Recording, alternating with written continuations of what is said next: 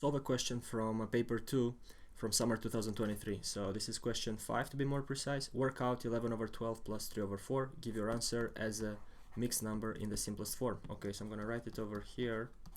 Now when you solve fractions, you got to keep in mind you want to make the denominator the same. So if this is 12, this is 4, you know that 12 is a multiple of 4.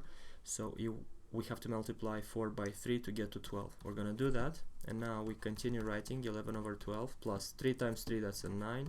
4 times 3, that's 12. 11 plus 9, that's 20 over 12. This is not enough. We have to write it as a mixed number. So what does that mean? We have to extract the whole parts and then write the remainder. How many times does 12 fit into 20 fully? Well, one time. And then if we fit 12 into 20 one time, we have 8 left. So that 8 is the remainder. We're going to write 8 over 12 just like that.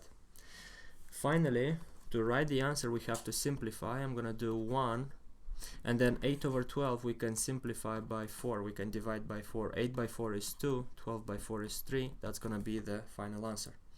Now let's look at question B as well. Simplify the following division. So I'm going to write a over x divided by b over 2y.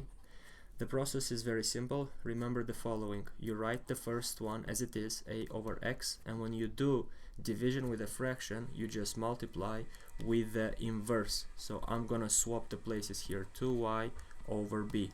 And then we have to give the answer as a single fraction. So you want to group the terms, a times 2y, that's going to be 2ay.